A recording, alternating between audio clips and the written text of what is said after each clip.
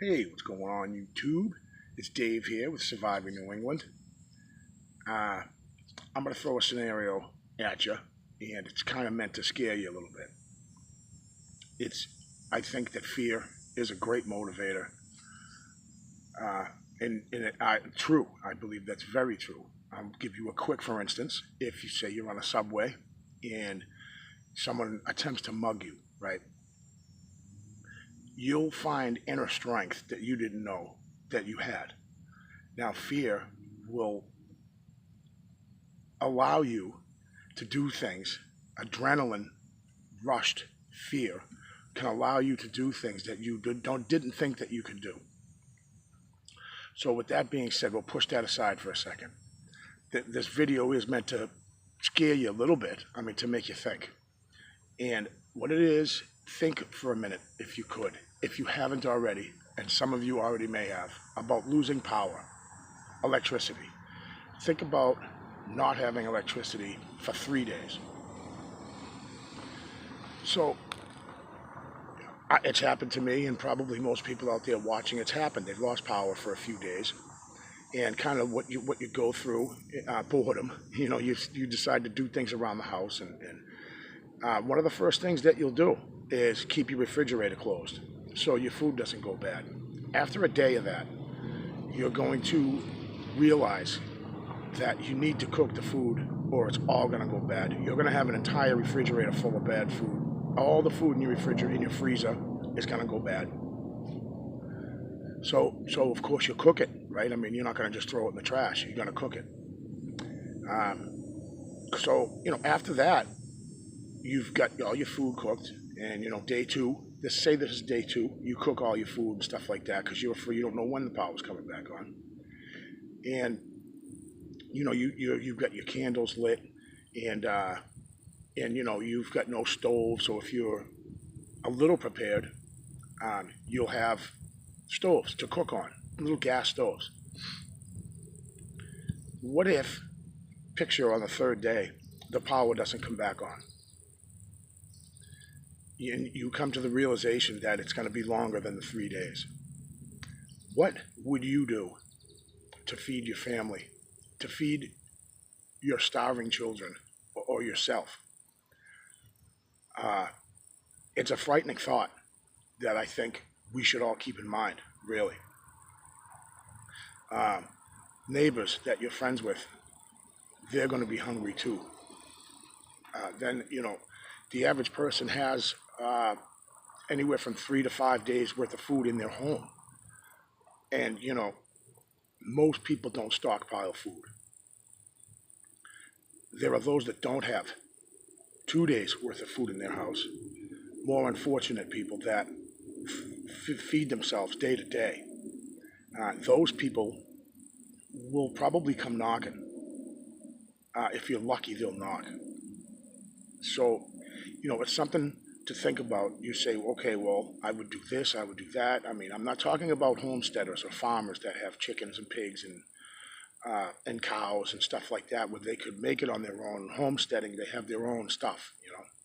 I'm speaking more along the lines of people that live in the city, suburbs, that do their weekly shopping. They go shopping once a week. Supermarkets on their shelves have generally enough food for 3 days for their small town. So if you think about it, after a day or two of no power, the supermarkets will be cleaned out, wiped out of whatever they have. So take that off the list of where you're going to find food. So you say, well, then I'll hunt. I can hunt. Well, do you know how to hunt?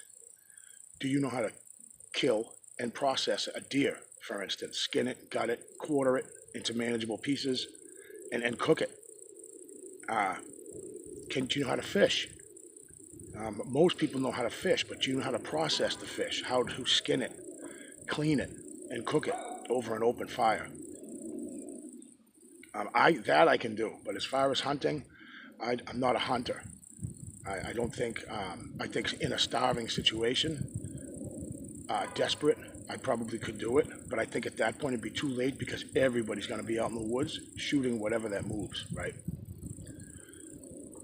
So, there's an answer for this problem, and that is preparedness, to have food on hand so that doesn't happen to you and your family.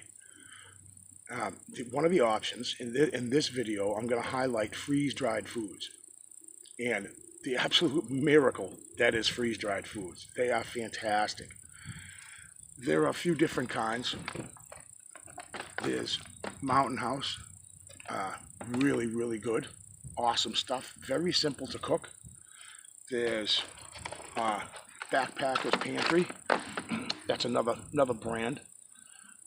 This one happens to be fettuccine alfredo, one of my favorites from this brand. Some of these have, this one happens to be a 2-serving bag. That's about $9. You can get it at Walmart or really Dick's Sporting Goods, REI, or any outdoor camping store near you.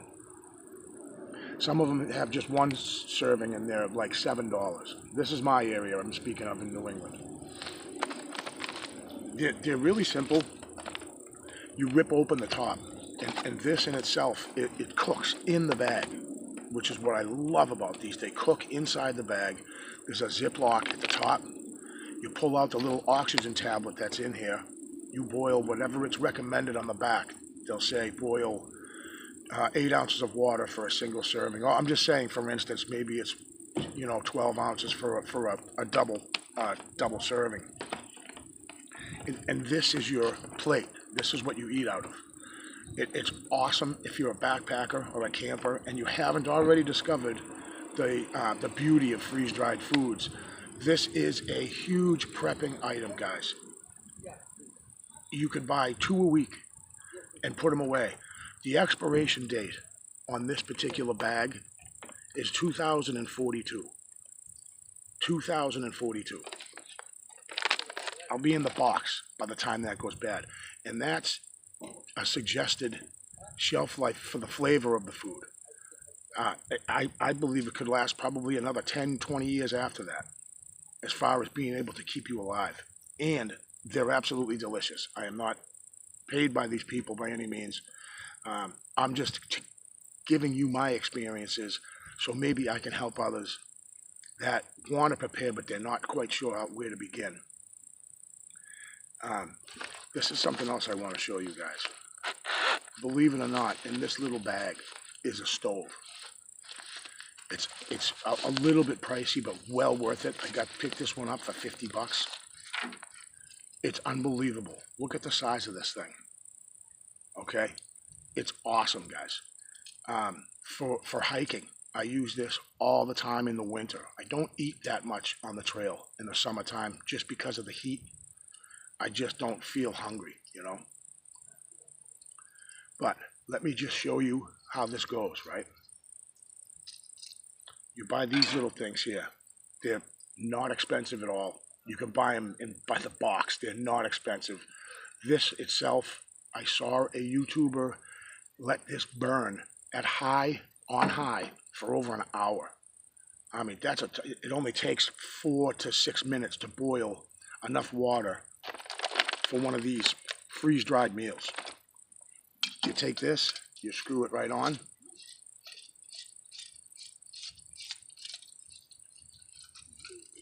And that's it.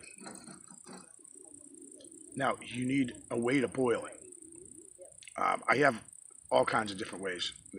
There's different things. Stanley makes a lot of good products, little canteens and stuff like that. This is something I use often for just for water out when I'm out hiking. But this, you take off this plastic cap, and you could boil your water right from here. This is a little bit of a larger kit that I use in the wintertime if I'm with me and my son maybe, or another person, and I want more servings. That gets popped on top of that, and you boil your water from there. You don't necessarily need one of these to boil water. You can boil water from a fire. Just a fire, you start it on the ground, you let them coals get nice and hot, and you place this right in the hot coals, okay? Now listen, I'm telling you guys this, not only for backpacking, hiking and camping, but as a survival peace of mind tool to keep you going in a bad situation. The fact that these things are so light, this is an ultra light stove. It fans out nice and large. I could put a frying pan on here, and I've done it. And I've cooked bacon and eggs out in the woods. But it's the weight, what you can carry. I want to carry more food. Up here in the Northeast, water's not that big of a deal because we have so many ponds, lakes, streams, rivers, that water can be gotten anywhere. I showed you, I made a video about the little mini straw, life straw. You know, and the Sawyer makes a mini filter, which I'm going to do a video on pretty soon on that. But I wanted to show you guys the importance. Yeah, I sleep better at night. I'm not joking about that. I sleep better at night having these packs. I have a ton of these things. What I did was I started preparing about 3 years ago. And I bought this just for backpacking, going out into the woods, doing bushcraft and stuff like that. And I wanted to bring something out there with me that would, if I didn't use it, it wouldn't go bad. So I started to buy a couple a week, and I was using them hiking. And I started kind of to stockpile a little bit.